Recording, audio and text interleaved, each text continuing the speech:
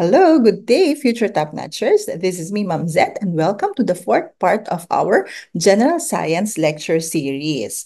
So, kung may nanonood po dito na magti-take for September board exam, malapit na po ang inyong exam. Good luck, God bless po sa inyong lahat. So, refresher na lang po ito para sa inyong upcoming board exam, no? Para sa mga March takers naman, huwag na po nating hintayin na isang buwan na lang bago tayo umpisang mag-review. Tandaan po natin sa general education, paramihan po tayo ng alam pagdating sa board exam. Okay? Kaya dapat ngayon pa lang po ay nag-umpisa na tayong mag-aral. Alright? So, let's begin our discussion with the concept on weathering. Question number 1. Which among the following is not considered as a weathering agent? Okay, when we say weathering, it is the process or it is the disintegration or breakdown of rocks. So, ang hinahanap natin, not a weathering agent, no, hindi factor na nagkukos ng breakdown of rocks. Is it A, glacier, B, wind, C, soil, or D, rain? The answer for number 1 is letter C, soil. Soil is not considered a weathering agent. It is considered as the product of weathering. Diba? When rocks break down, when rocks disintegrate, they become smaller particles. They become smaller sediments. They become soil particles. Kaya, hindi cause ang soil, kundi produkto na siya ng proseso ng weathering. So, paano nangyayari ang weathering? So, may tatlong paraan. There are 3 ways, no, na pwedeng mag-occur ang weathering. One is through physical or mechanical. Pag sinabi natin physical or mechanical weathering, ang nag-change doon sa rock would be its physical form only. Pwedeng change the shape, pwedeng change sa size. Okay? Yun lang. Doon lang nagbabago. Yun lang yung nagbabago sa rock pag nag-undergo siya ng physical or mechanical weathering. Pero kung ang rock naman ay nagkaroon ng pagbabago sa rock composition, hindi na yun physical weathering, no? Yun ang tinatawag na chemical weathering. So chemical weathering causes changes in the chemical composition of the rock. And then the third one, biological. So this type of weathering involves living organisms. So pwedeng plants, pwedeng animals, and humans. Yan, no? Pwedeng maging factor ng weathering ang biological agents as well. Okay, so let's dig deeper into each of the causes of weathering. So let's start with physical weathering. In the process known as frost wedging, it's also called ice wedging or freeze thaw. So anong nangyayari dito sa klase ng weathering na to? So rocks have crevices or yung mga rock spaces, no? And then pag umuulan, the water molecules seep into these spaces. And in areas kung saan mababa ang temperature, nag-freeze yung ice na yon. And alam naman natin kapag nag-freeze ang water molecules, nag-expand siya. So, it causes a certain pressure in the rock, no? Kapag nag-expand yung tubig, no? Kapag naging yellow siya, mag-expand. So, may certain pressure siya na in-exert doon sa rocks crevices na yon. And then, eventually, pag uminit naman ang panahon, matutunaw na naman yung yellow. And then, after some time, magkakaroon na naman ng temperature below zero. So, mag-freeze na naman yan. So, yung continuous exposure ng rock sa yellow nung tubig, and then pagtunaw, pag yellow, pagtunaw, so yun yung nag-weaken ng bato, and eventually it will cause the rock to break down. Ayan, yung tinatawag na frost wedging or freeze thaw. Okay, physical weathering may also happen through what we call thermal stress. Ito naman, thermal, so it has something to do with temperature, right? So, kapag maaraw, mainit ang temperature, mataas ang temperature, so exposed sa init ang surface ng rock. So, anong nangyayari? Nag-expand din yung bato, no? And then, sa gabi naman, kapag mas bumaba na yung temperature, nagko-contract naman yung bato. So again, yung continuous cycle ng exposure sa heat and then lalamig siya at night, nawi-weaken niya yung surface ng bato, yung outer surface ng bato. So, nagpi-peel off ngayon yung outer surface ng bato pag ganun ang nangyayari sa kanya. Yun yung tinatawag na thermal stress. In other references, tinatawag to na onion peeling kasi parang natatanggal yung outer surface ng rock. Kaya yung thermal stress sometimes referred to as onion peeling as well. All right? So another one, paano pa nangyayari ang physical weathering through the process of abrasion. Pag sinabi natin abrasion, this is also called mechanical scraping. No, mechanical scrape. Pag na-scrape ang something, nagasgas, natanggal yung ibang surface, ganyan, di ba? Pag nagasgas, pag na-scrape ang knee mo, nagasgas ang tuhod mo, ganyan, di ba? So ang abrasion, this may be caused by environmental factors. Okay, so check natin. So figure number 1, nasa desierto to. So ano yung main factor sa desert na magkukos ng mechanical scraping or abrasion? Yung wind, di ba? So itong rock na to is continuously exposed siya sa wind. So eventually, nagkaroon na ng change sa kanyang shape and structure. Alright? And this second picture naman, ano yung environmental factor na involved? This is actually a landslide. So, we will relate this with gravity. Dahil nahuhulog yung bato, 'di ba? Nagkakaroon ng pagbiyak ng mga bato kapag nahuhulog sila during landslides. Ganyan, 'di ba? From mataas na cliff, bababa, babagsak. So yung impact na yun is nag-cause para mag-breakdown yung mga bato. Okay? And then the last figure, so what caused the change in the shape and structure of the rock? Obviously, it's the water, no? So this is also a type of physical weathering. Though this one, pwede na itong combination ng physical and chemical weathering kasi yung component ng tubig, may chemical din dyan, na nagre-react din doon sa composition ng bato. We will discuss that type of weathering in the next slide, no? So aside from the physical weathering, sabi natin kanina, pwede rin magkaroon ng chemical weathering. Chemical weathering, hindi na lang shape and size ang nagbabago, nagkakaroon na ng change sa composition ng bato. So here, in the first picture, ano yung process involved dito is oxidation. So paano, ano ang nangyari sa rock? So yung iron component ng rock will react to oxygen at saka sa water, no? So pag nagkaroon ng reaction ng iron, oxygen, and water, so ano nangyayaring process na yun? Oxidation, no? Nagkakaroon ng formation ng rust. So, yung formation ng rust, ibig sabihin nagkaroon ng bagong composition yung rock na change yung original composition niya into another composition or chemical composition. So, nagkaroon ng chemical change doon sa bato. Kaya ang oxidation ay isa sa example ng chemical weathering. Okay. Next naman, pwede rin magkaroon ng chemical weathering through carbonation. So ano ang nangyayari sa carbonation? Yung carbon dioxide, for example, will react with water. Okay? And it will form carbonic acid. No, yung carbonic acid na yun, that will also change the composition of the rock. No? So it is very acidic, so it will cause some changes in rock composition. No? Parang yun din yung action ng acid rain sa mga bato. Ganun din yung effect. All right? So these are examples of the processes that cause weathering, oxidation, carbonation. Okay? And then, ito naman, sinummarize ko na sa isang table yung concept ng weathering para ma-master ninyo, no? Itong biological type of weathering, sometimes sa ibang references is naka-under siya sa physical, no? Pero para mas hindi na lang tayo malito, hiniwalay ko na lang siya sa isang column para mas hindi natin malimutan yung concept ng biological weathering. So, biological weathering, example, yung halaman, di ba, pag tumubo between the rock crevices, eventually pag lumaki yung halaman, lalaki din yung roots, so it will cause the disintegration of rock. Yan. Yung fungi naman, nagre-release yan ng mga enzymes and yung na-release na enzymes sa surface ng rock, so it will sometimes cause the weakening of the rock surface. And that is also a way for weathering to occur. Okay? So ayan po ang summary ng concept ng weathering.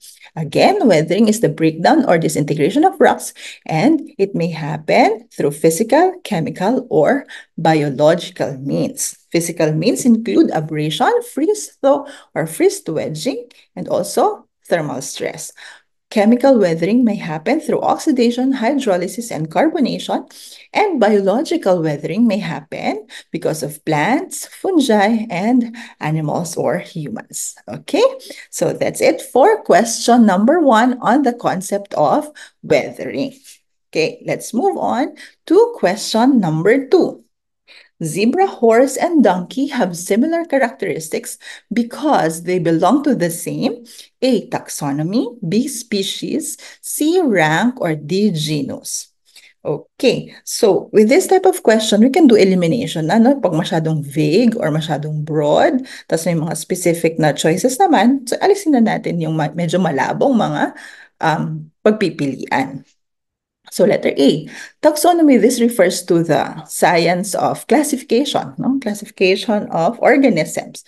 So zebra, horse, and donkey have similar characteristics because they belong to the same taxonomy. It's very broad, di ba? Ang daming level nung ating taxonomic hierarchy. Maalala niyo yung mnemonics natin, yung Dear King Philip came over for great spaghetti, di ba? So, alin siyang rank na bibilong doon para masabi natin meron silang similar characteristic. So, pwede na natin i-cross out yung taxonomy. Yung rank, the same, di ba? Hindi natin alam kung ano yung tinutukoy niyang rank. Okay, now, species. Do zebras, horses, and donkeys belong to the same species? Okay, i-define muna natin yung species. Yung mga species, masasabi natin same species, ang organisms kapag they are able to interbreed in a natural setting and they can produce fertile offspring. Tandaan yung second requirement, ha? Yung isa pang criterion para makonsider natin yung mga organisms belonging to the same species. Aside from they can interbreed, they should produce fertile offspring. Okay? So, tingnan natin. Ang zebra and horse, pwede yan mag-breed sa artificial breeding. So, sinasubject sila for artificial breeding, zebras and horses. And they produce mule. Okay? Now, yung mule, this is an infertile organism. Therefore, hindi niya na-satisfy yung second component ng ating definition ng species, di ba? Nakapag-breed sila, nakapag-interbreed sila, pero hindi sila nakapag-produce ng fertile offspring. Therefore, i-cross out din natin yung species. So, we are left with our answer, genus. Zebras, horses, and donkeys belong to the same genus, and that is the genus Equus. Yan, yung pag tinanong, saang genus nakabelong ang zebras, horses, and donkeys? So the answer would be the genus Equus. Okay? Now, since nilagay ko na rin sa isang table yung iba pang mga common na genus, baka ma-encounter nyo lang naman sa board exam. At least familiar kayo, no? Dogs and wolves are under the genus Canis, domesticated cats, felis, and goats, Capra. So, lahat ito ay mga Latin terms, yung mga genus name. Alright, so apat yan na, apat yung baon nyo. Dagdagan nyo pa kung may time pa kayo, no? Dito lang nilagay ko dito yung most common. Of course, yung mga science majors, marami pa silang alam. But this is only for Gen Ed, so dagdag baon lang po. So again, EQ, zebra, horses, and donkeys. Canis for dogs and wolves. Felis, this is for domesticated cats. And Capra, this is for dogs. Okay? Next question. We proceed to question number 3. The Philippines belongs to the type of biome called blank. Okay, biome. I believe na-discuss ko na to sa isang lecture, no? So, i-review lang natin. Ang biome is any geographical area with specific climate, specific type of vegetation, and specific animal life, no? Kasi dahil nga sa Sa terrestrial biome, dahil sa climate na nagpe-prevail doon sa area na yun yung magdidictate kung anong klase ng flora and fauna yung meron sa lugar na yon. So, ang Pilipinas, saan ba tayo nabibilong? Tayo ba ay nasa tundra, biome, taiga, tropical rainforest, or grassland? Okay, the answer, Philippines belong to the tropical rainforest biome. Ano yung mga karakteristik ng isang tropical rainforest biome? So parang sa Pilipinas, yung average temperature natin ay mataas, no? Continuous din yung rainfall throughout the year. Ano pa? And diverse din yung mga species na makikita natin sa isang tropical rainforest. So again, Philippines belong to the tropical rainforest biome.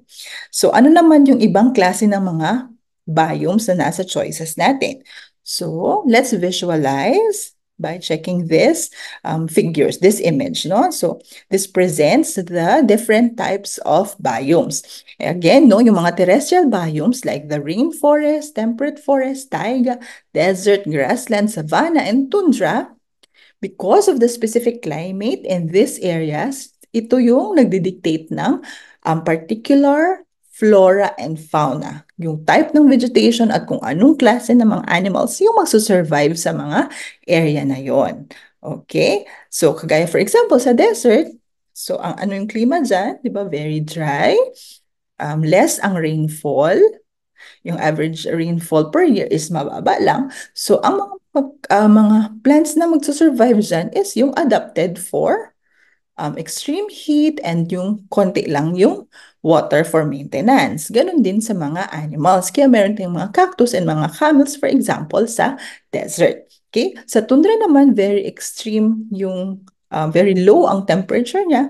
So, yung mga animals lang na nakakasurvive dyan will be like polar bears and walrus, no? Sila lang yung adapted for this type of biome. Okay, so yun yung concept na the climate dictates the type of vegetation and animal life in terrestrial biomes. Okay, sana ay malinaw yung concept na yun. We proceed to question number 4. Which type of digestion occurs in the mouth when an individual chews a piece of bread? Letter A, mechanical digestion only. Letter B, chemical digestion only. Letter C, both mechanical and chemical digestion. Or D, neither mechanical nor chemical. So, ano ba yung mechanical digestion? Pag sabi natin mechanical, it's only physical. So, ang nangyayari sa food is that yung bigger food particle nagiging, nare-reduce lang yung size niya, nag-change lang yung size and shape niya. Yun lang yung sasabihin nating physical or mechanical digestion. Pag sinabi naman nating chemical digestion, yun yung klase ng digestion na mag-change na yung composition ng food particle. No, because of the action of some substances like enzymes. Okay, so balik tayo sa question.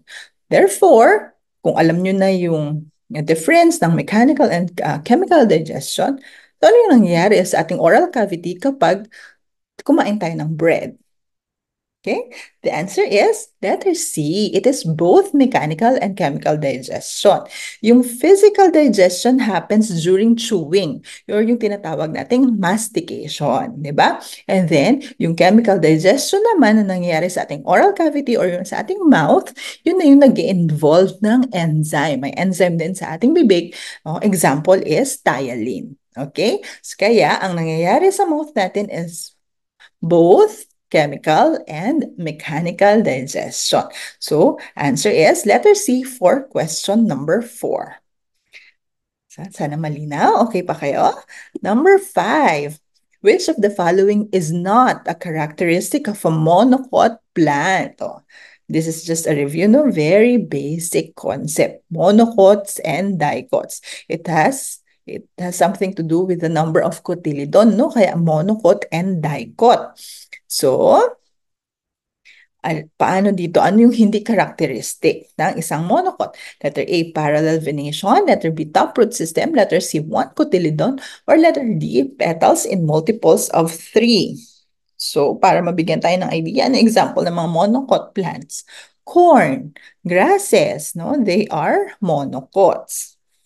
Oh, imagine nyo na lang, parallel venation, paano ba naayos yung vein sa dahon ng um, grass at saka ng corn, di ba? Ano ba yung klase ng ugat? Ganyan. Monocot. Eliminate nyo na to kasi mono means one, no? So, ibig sabihin characteristic ito ng monocot. Okay. So, ano ang hindi characteristic ng monocot plant? That is a taproot system. Okay, kasi ang monocots, they have a root system that is called a fibrous root system. So this figure shows us the difference between monocots and dicots. Yan. Pag monocot, one cotyledon lang siya. Pag dicots, two cotyledons naman. Hence, the prefix mono and di. Okay? Now, grasses have fibrous roots and dicots have taproot. Yan, parang yung sa carrot, ganun yung itsura na taproot. Pag tinanong kayo, what is the type of root that is best for anchorage? Is it fibrous or taproot? Ang answer doon would be taproot. No? This is the type of root that is best for anchorage. Okay? And then the type of veins, for monocot, it is parallel. Yan, naka-arrange in parallel ang veins ng monocots, and kapag dicots naman, net-like, no? Netted structure ang arrangement ng veins sa dahon ng mga dicots. And when we check on the cross-section of the stem, ang vascular bundles ng monocots is scattered, walang particular arrangement. However, in dicots, the vascular bundles are arranged in rings. No, naka-form sila na parang mabubuo sila ng ring. So, mas structured ang vascular bundles ng mga dicots. And the last is in terms of the flower parts. Ang flower parts ng monocots, this occurs in multiples of 3. So, 3, 6, mga ganyan, di ba? And then, ang dicots would have flower parts in multiples of 4s and 5s.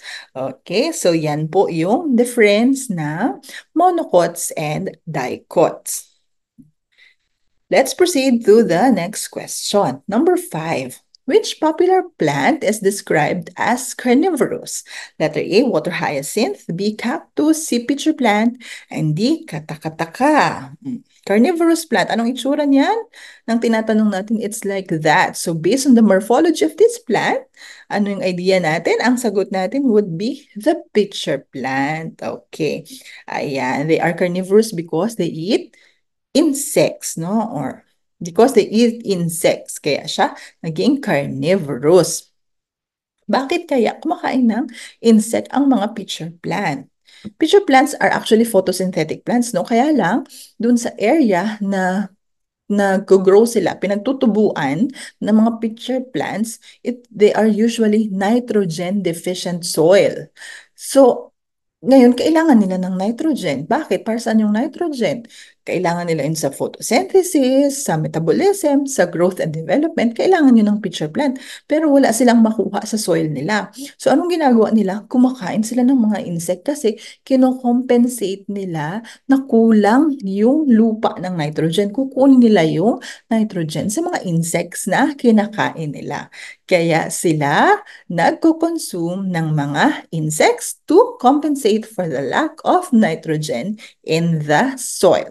Okay, remember that, All right, so number 6. Which stages of incomplete metamorphosis is undergone by a grasshopper? Ano yung life stages ng isang grasshopper? Incomplete, incomplete. Letter A, nymph, pupa, adult. Egg, larva, pupa, and adult. C, egg, nymph, and adult. Or letter D, egg, pupa, and adult. Okay. Pag incomplete metamorphosis, always remember that it has only 3 stages. And para hindi makalimutan, isipin yung ENA, egg, nymph, and adult. Okay, so ang grasshopper again ay may incomplete metamorphosis. It only undergoes 3 stages in its life cycle, egg, nymph, and adult. Okay, now ito yung difference ng complete metamorphosis and incomplete metamorphosis. So, Ang major difference is that ang complete metamorphosis has four life stages. No, meron siyang egg, may larva, may pupa, and may adult. And also, kapag sa bawat stages ng life cycle, makikita natin na malaki yung pagkakaiba sa morphology ng bawat stage. No? Ibang-iba yung itsura nitong stage na to sa next stage. No?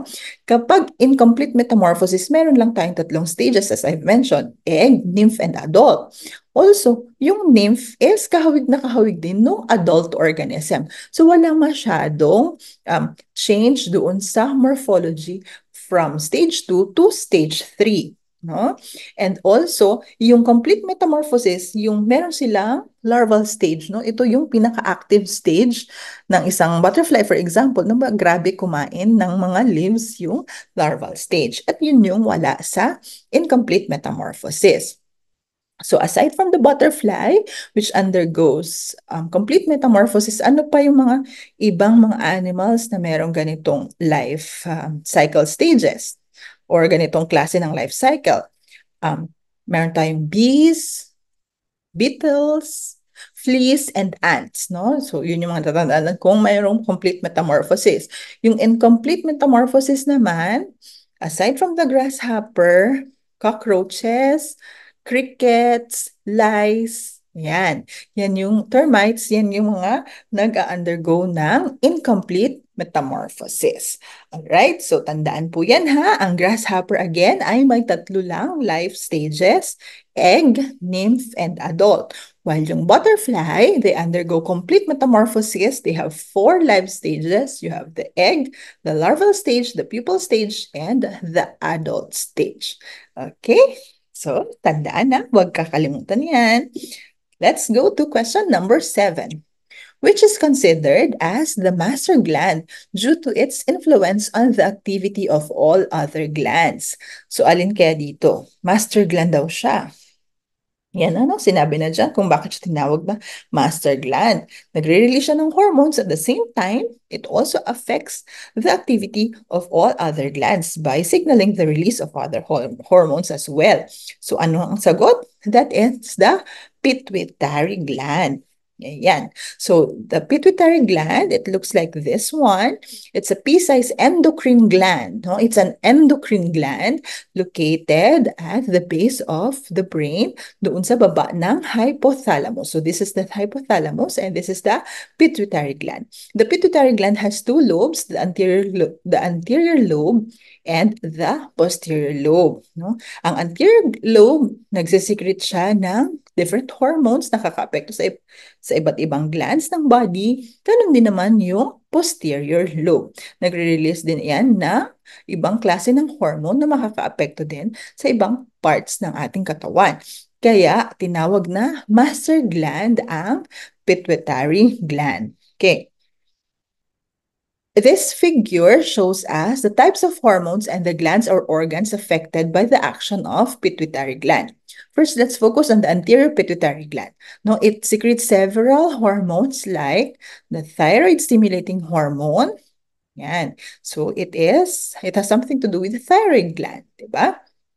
Then, adrenocorticotropic hormone or ACTH, ito yung sa adrenal cortex. Diyan na yung nag-release ng adrenaline and noradrenaline or yung tinatawag nating epinephrine and norepinephrine.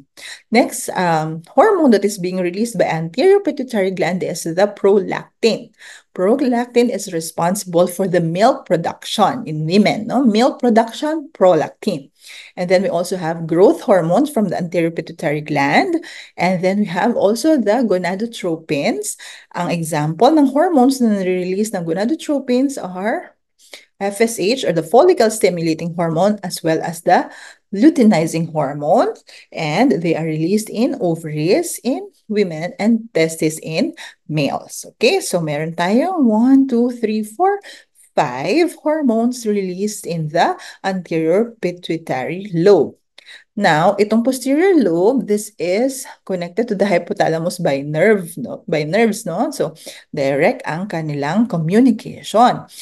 Ang meron lang tayong dalawang hormones na nare-release sa posterior pituitary gland. Yun yung oxytocin and yung antidiuretic hormone. Antidiuretic hormone, this is also called vasopressin. Okay? ADH and vasopressin, they are synonymous. They refer to one hormone. So, antidiuretic. Pag sinabi nating diuretic, it causes urination, di ba? Yung paglabas ng liquid sa ating katawan. So, it means it's antidiuretic. So, hinuhold niya yung fluid sa ating katawan para mag-retain ng water balance. Halimbawa, pag dehydrated tayo, so, masisignal yung ating brain na kailangan mag-release ng antidiuretic hormone or vasopressin. So, kapag umiinom yung mga tao, di ba, napapansin nyo, nalagi silang nagto-toilet, no? Wiwi sila ng wiwi. Kasi parang hindi maayos yung signaling ng brain at ng release ng ADH or antidiuretic hormone kapag umiinom ang isang tao. Okay? And then naman, aside from the ADH or antidiuretic hormone, ano pa yung isang hormone na nire-release sa ating posterior pituitary gland? That is the oxytocin. Okay, oxytocin, ano ang function ng oxytocin? Yan yung nagkukos ng contraction ng uterus during childbirth, and also it causes the contraction of the mammary glands to inject the milk. Okay? Tandaan ha, ang prolactin na pinoproduce ng anterior pituitary gland, this is for the milk production. Ito namang oxytocin for the milk ejection. No? Contraction of muscles for the milk to be ejected. Yun yung oxytocin. And oxytocin is also involved in emotions, no? Both positive and negative emotions. May kinalaman din dyan yung hormone na oxytocin. Okay? So, para mas matandaan natin, let's do a simple drill. No? Let's try. What is the hormone that stimulates milk production? Oh, ito kasasabi ko lang, no, kaka-emphasize ko lang to. Pag milk production, that would be prolactin. Prolactin, no? Dapat ma-idea na kayo dito kasi yung milk sugar, anong tawag natin sa milk sugar? Lactose. No? So, it stimulates lactose production. Prolactose, prolactin. Oh, tatandaan na yan, ha? Next, hormone that stimulates milk ejection and uterine contractions during childbirth, that is oxytocin. Okay? Next, hormone that stimulates ovulation naman. So ano naman tong hormone that stimulates ovulation? Ito naman yung tinatawag nating luteinizing hormone. Ano yung ovulation? Ito yung stage sa menstrual cycle na nare-release yung egg from the ovary, no? Ready to be fertilized by the sperm, no? So ovulation is triggered by the luteinizing hormone. Next, hormone that promotes hydration, or it prevents urination, or it retains water balance in our body. From the name, it is the antidiuretic hormone, ADH. Other name for ADH is vasopressin.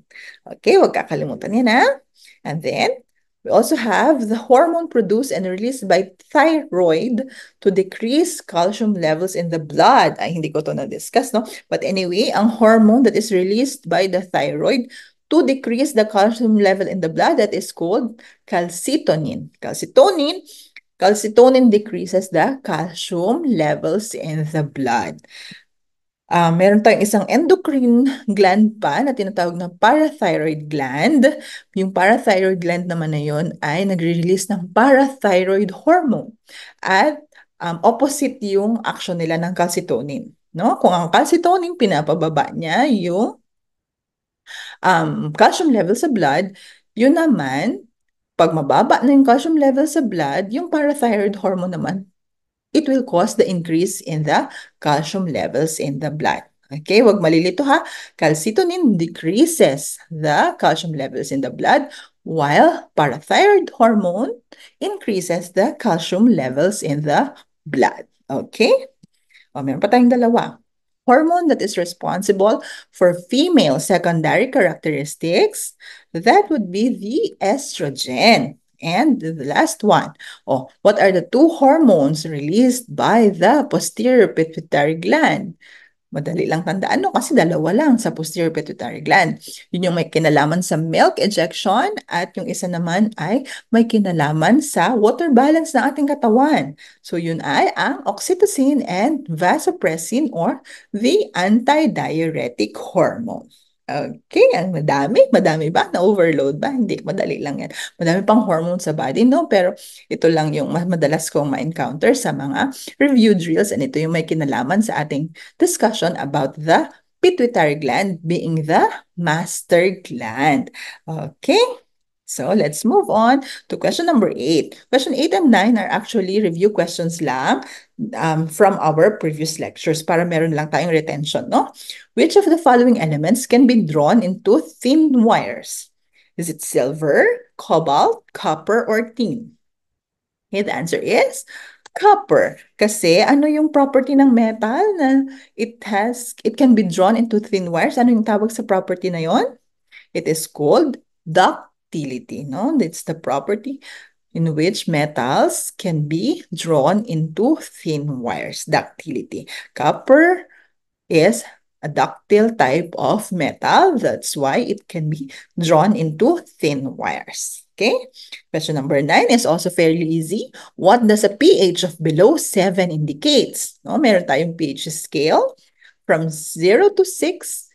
These are acidic substances. 7, we have a neutral substance. 8 to 14, we have basic substances. Therefore, our answer is acidic substance yung acidity ang ini-indicate ng isang substance with a pH of below 7. Okay?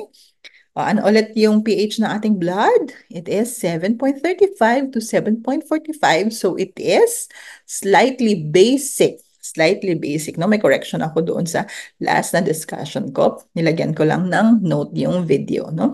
Blood is slightly basic. It has a range of 7.35 to 7.45. Well, the acid rain is acidic. It has a pH of 4. At tapos isa pang concept, kapag ang blue litmus paper naging red, anong ini-indicate nyo? Yung substance na tinitest nyo ay acidic. BRA. Blue to red, acidic. Okay? Huwag kakalimutan yan.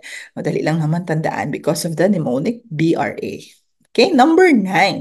Which of the following is an example of a chemical change? Oh, physical versus chemical change.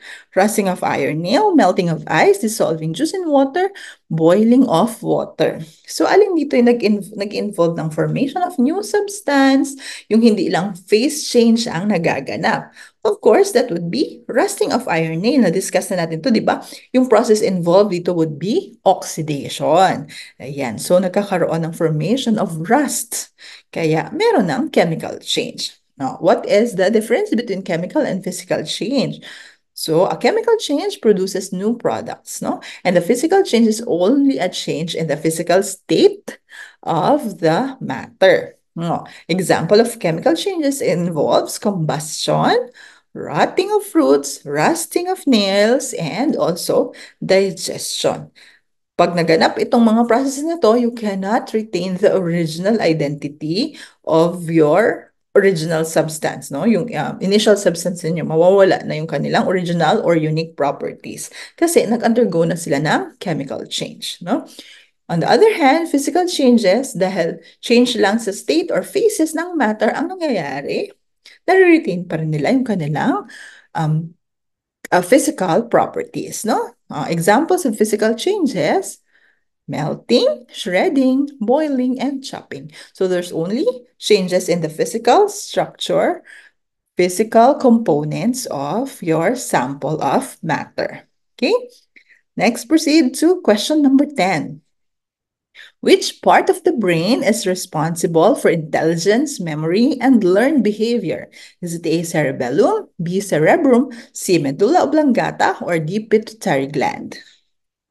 The answer, so yung executive function for the brain, it is the responsibility of the cerebrum. Cerebrum is the largest part of the brain. It is consist of the left and right hemisphere. Okay, let's discuss the other options. Yung cerebellum naman, this is smaller than the cerebrum.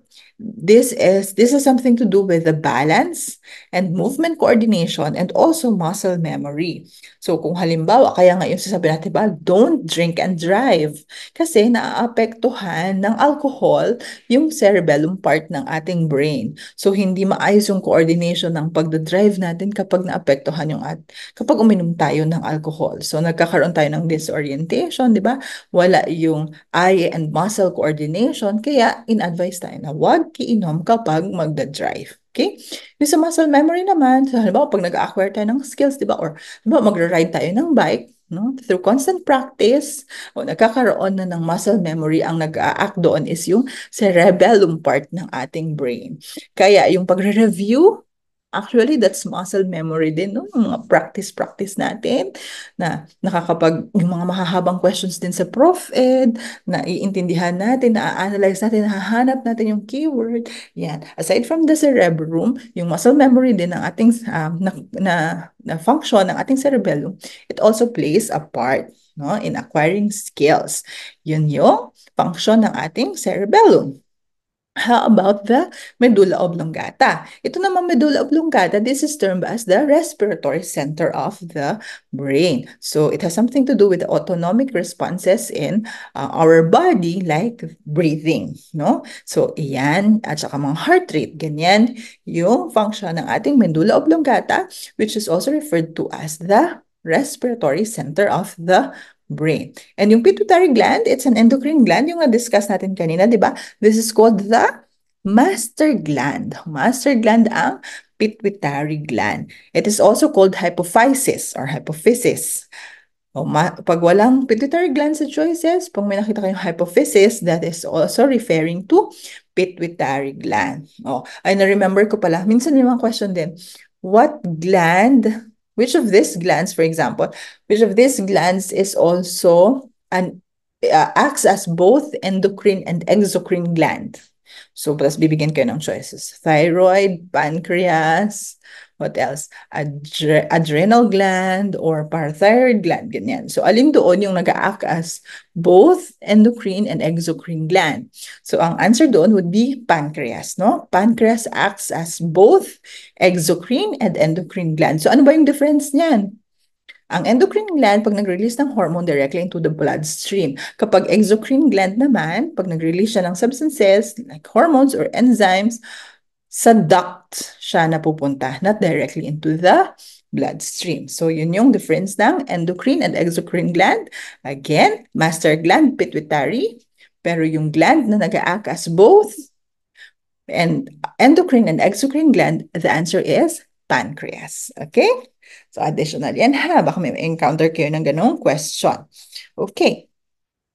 This one is the part of the cerebrum, no? Ito yung, discuss natin itong part ng cerebrum kasi may mga discussion sa Prof. Ed na nagtatackle no part ng brain. Kasi yung, for example, yung Alzheimer's or yung Parkinson's disease, yun yung mga degenerative diseases na may kinalaman kapag meron ng diferensya yung ating cerebrum part ng ating brain, no? So, i-discuss natin itong parts of the cerebrum.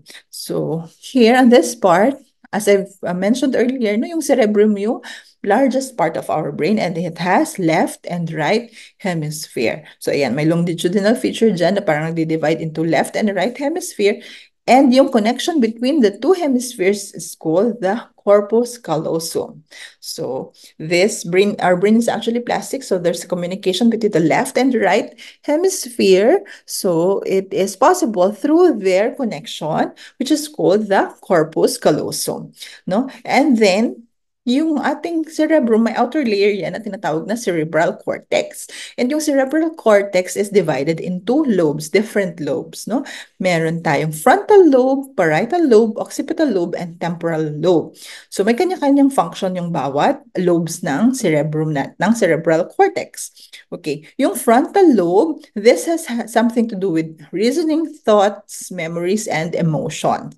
So, yan yung main functions ng ating frontal lobe. Pag sinabi natin mga parietal lobe, this has something to do with the sense of touch. No? So, yung information, pag about touch, yan yung nandyan sa ating parietal lobe and yung sensation sa ating environment, no? Nasaan ba tayo? Ganyan. Kung asan yung orientation, something like that. So yun yung sensory information about the environment. So again, parietal lobe, touch, and sensory information. Next is occipital lobe. So yung occipital na term, di ba? Pag occipital, may kinalaman yan sa mata. Di ba? Actually, yung mga pangalan nito is because of the cranial bones din, no? So, yung occipital lobe, it processes the visual information. Kaya, it has something to do with our vision. And then lastly, yung temporal lobe, it processes auditory information naman. So, auditory information yung sa temporal lobe. So, this is something to do with language and hearing as well. Okay, tandaan lang, madali lang naman, no? Yung mga different lobes ng cerebrum, apat lang naman. So, parietal, touch, parietal, pahawak, touch, and sensory information. You have your occipital lobe, occipital, so sa mata yan. So, vision, di ba? Vision, information from our eyes. And then what else? The temporal lobe. This is for the auditory information. This would be for the language and hearing. And lastly is for the frontal lobe. Yung memory, thinking, reasoning, emotions, yun ay under ng frontal lobe. Okay? Huwag kakalimutan po yan. Importante yan. Naku-cover din ito sa Prof. Ed. Pati yung mga degenerative diseases like Alzheimer's disease, Parkinson's disease. Yan. Okay? Number 11. Oh, dito naman tayo sa mga famous people. Paisa-isa pa konti-konti pag-aaralan natin yung mga famous people sa science. Who coined the term survival of the fittest? Is it A. Charles Darwin, B. Herbert Spencer, C. Robert Hooke, or D. Antoine Lavoisier? Di ba may pa-French tayo? Antoine Lavoisier. Parang sumosyal ako doon ng konti. Okay? Sino ang nag-coin ng survival of the fittest? Yung iba kasi, nako-confuse dito, no? Na-relate nila ito kay Charles Darwin. But actually, hindi. Ang nag-coin ng term na survival of the fittest is si Herbert Spencer. Ma-encounter nyo din ito sa inyong soksay, Sir Herbert Spencer, because of the concept survival of the fittest. Yan, siya yung nag-coin actually ng term na yan. Hindi si Charles Darwin. Kasi si Charles Darwin, na-associate natin yan sa survival of the fittest kasi doon sa kanyang theory of evolution by natural selection. Yun yung kanyang theory.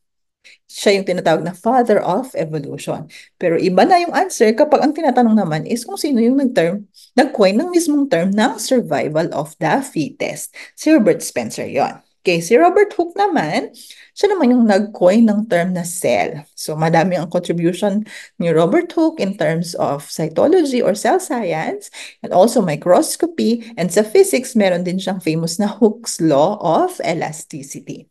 And the last one, si Antoine Lavoisier. Siya yung ating father of modern chemistry. Marami siyang contribution din sa chemistry, no? Kasama yung conservation of mass, yung role of oxygen din sa combustion. Yan ay si Antoine Lavoisier. Okay? Sino pa yung na-discuss natin? Balikan lang natin para hindi nyo na makalimutan. Father of ancient taxonomy, si Aristotle. Modern taxonomy, sino yun? Si Carl von Linné or si Carolus Linnaeus. Father of genetics, si Gregor Mendel. Sino pa? Sino ba yung na-discuss natin sa mga previous lectures natin? Kunti-kunti lang binibigay ko para ma-retain, no? So, yun pa lang yata. Yun pa lang, father of paleontology, that would be, modern paleontology, that would be George Cuvier. Yan lang muna sa ngayon, ha? Yan lang muna sa ngayon. But make sure, tatandaan, mariretain. Para pag nadagdagan, konting processing na lang. Okay? Number 12. What is the collective name for the male reproductive part of the plant? Male reproductive part, ang clue natin dito is yung male. So, this is called the stamen, male, no? Stamen. Okay, so this is the male reproductive part of the plant. And yung ating flower structure, yan, ito yung stamen. Ito yung male part of the plant. It is composed of your anther and your filament. Tapos, yung namang female reproductive part, yan naman yung ovary, style, and stigma, collectively known as the pistil. Okay, and you have your other structures in your flower. Now, pag nadi-discuss yung flower, huwag niyong kalimutan yung mga terms na ito. Pag sinabing complete flower, yung flower na yon ay kompleto siya with sepals, petals, pistils, and stamen. Otherwise, kung may kulang na isa, ang tawag is incomplete flower, di ba? Pag perfect flowers naman, yun yung both meron siyang female and male reproductive parts, kagaya ng ating hibiscus or yung gumamela natin, di ba? Yung classic example from our elementary. So, iba pang perfect flower, roses, lilies, and tulips. Yan, perfect flower yan. They both have female and male reproductive parts. Pag imperfect flower, so isa lang ang meron sila, either male or female lang. For example, corn, cucumber, and squash. So, those are imperfect flowers. No? And then, pag tinanong, what structure develops into fruits? Oh, ano yung nagiging fruits daw? Yun yung ovary. Yung ovary is ang ripened or ang matured ovary. This will eventually become the fruit. Okay? And then, ano naman yung nag-give rise sa seed? Yun naman ay galing sa ovule. Okay? Huwag kalimutan. Ovule, seed, ovary, fruit. Okay? So, yan yung mga dapat nating tandaan pagdating sa concept ng flower structures. Number 13. Okay, 3 more questions before we end our session. Buhay pa, nakikinig pa, hindi pa naman na-overload, no? An organism that lives physically on or inside the body of the host is called commensal, predator, prey, or parasite. So, physically on, sa labas or pwede rin sa loob ng host, this is called the parasite. So yung mga nasa labas, they are called ectoparasites, and those that thrive inside the body of the organism of the host is called the endoparasites. So some of the examples of ectoparasites include ticks, lice, and fleas, and of course your endoparasites would be your different types of worms. You have the roundworm, whipworm, hookworm, and tapeworm. No? Kaya importante na we cook our food with enough time para mamatay yung mga eggs, no? Kasi may itong mga types ng worms na to, they can survive inside our body. Okay, pag contaminated yung mga kinakain natin. So, kailangan mag-observe ng proper hygiene when preparing our food. Kaya pinaghuhugas ang kamay ng mga bata pagkatapos maglaro sa mga lupa, ganyan, no? Laging magtsinelas kasi nga nakaka-survive yung mga worms na to sa loob ng ating katawan. Okay? Question number 14. Which of the following organisms causes malaria? Is it A. Plasmodium, B. Entamoeba histolytica, C. Toxoplasma gondii, or D. Giardia duodenalis? So all of this na nasa options natin they are types of protists. So alin dyan yung nagkukos ng malaria? This is actually Plasmodium. No? It causes malaria. Pero itong parasite na to, natatransmit through, ano yung vector ng malaria? They are transmitted through mosquito bites. So, particularly yung Anopheles mosquito. Sila yung nagtatransmit nito. Plasmodium, no? Sila yung transmitter, sila yung vectors. So, pag nagkagat tayo ng Anopheles, nag-carry ng Plasmodium, that's the time na transfer yung Plasmodium and nakaka-affect na yun sa tao. Again, this is under ano yung genus ng mosquito na vector ng malaria, that is the Anopheles mosquito. Yung sa dengue naman, they are carried by the Aedes aegypti naman. Yun naman yung klase ng mosquito para sa dengue. Okay? Itong mga options B, C, and D, so nilagay ko lang din yung mga diseases na kinukos nila in case may mga science majors na nabisita dito sa ating channel, no? So, Entamoeba histolytica, this causes amoebiasis. And paano yun? Ang mode of transmission is fecal-oral route din. No? So, ayan. Next is Toxoplasma gondii. It causes toxoplasmosis. Fecal-oral route din ang kanyang transmission, and yung Giardia duodenalis, it causes giardiasis. This is transmitted through contaminated food and water as well. So, kailangan ng proper hygiene para maiwasan natin itong mga diseases na ito. Okay, may na-encounter din akong question na about malaria sa isang drill or sa isang website siguro yon. Ano daw yung disease na pangalan na mayroon siyang literal meaning na bad air. Bad air. So that is malaria. Bad air, malaria. Okay, yung consumption naman that refers to TB, tuberculosis naman yun. So bad air, malaria, consumption, that refers to tuberculosis, no? Additional lang, may bigla lang nagpa-pop up sa utak ko naman, na-encounter ko sa mga review drills before. So, i-share ko na lang din, baka ma-encounter nyo pa sa exam. Okay? Pag tinanong naman kayo, yung mga vectors ng malaria and dengue, yung mga transmitters or vectors na yon, saan sila phylum nabibilong, no? Vectors of malaria and dengue belong to which phylum? O anong isasagot naman pag ito naman yung na-encounter natin? So, vectors of malaria and dengue, ano nga yung vectors nila? Mosquitoes. Therefore, ang tinatanong, saang phylum nakabilong ang mosquitoes? They belong to the phylum Arthropoda. No? Kasama nila dyan yung mga ants, spiders, insects, crabs, lobsters, millipedes, centipedes. Lahat yun under the phylum Arthropoda. So, doon nakabilong ang mga mosquitoes na vectors ng both malaria and dengue. And additional information, yung pag tinanong ko what is the largest phylum in the animal kingdom, Arthropoda pa rin yung sagot doon, no? Arthropoda is the largest phylum in the animal kingdom. Pag tinanong second largest phylum in the animal kingdom, Mollusca naman yung yung sagot ninyo. Okay, largest, Arthropoda, second largest, Mollusca. Okay? Tandaan ha, ang dami ko nang binigay sa inyong concept. Dapat, madami yung kayong baon sa exam pagdating sa science. Dapat wala nang kahirap-hirap yung science pagdating sa board exam, okay?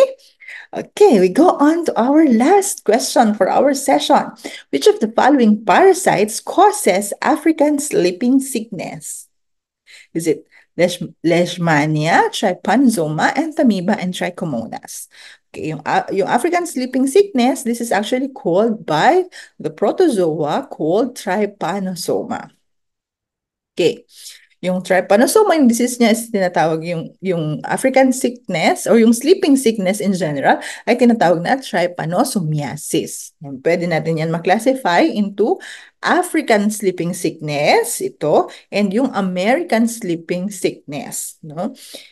Yung African sleeping sickness, ang vector niyan ay yung tinatawag nating tsetse fly. Ang American sleeping sickness, yung tinatawag nating Chagas disease. Yung Chagas disease na yan ay, ang transmitter naman yan ay, vector niyan ay yung winged bug. Okay? Winged bug naman. So again, yung sleeping sickness is caused by the bite of which vector?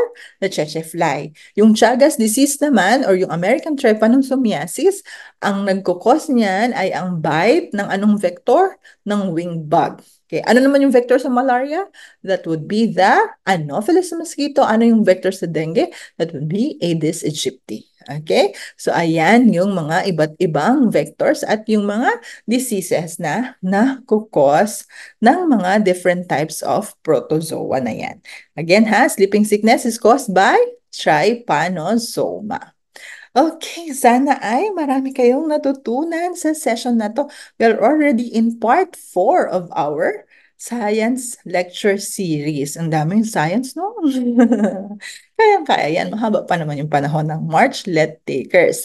And also, pwede niyong ulit-ulitin yung mga videos kasi kahit naman ako din, hindi ko naman din nakukuha lahat yan, no? Especially ako ay nakagraduate 20 years ago before ako nag-board exam. Maraming ganap si Ma'am Z sa buhay bago na pag-isipang bumalik sa teaching. So, marami tayong mga different ang ating mga priorities, di ba? At lagi kong iniisip, iba-iba tayo ng timeline. Kaya, kung ngayon pa lang kayo nag-uumpisa, kagaya sa akin, huwag kayong mawawala ng pag-asa. Pag time nyo na, pag perfect timing nyo na, sigurado.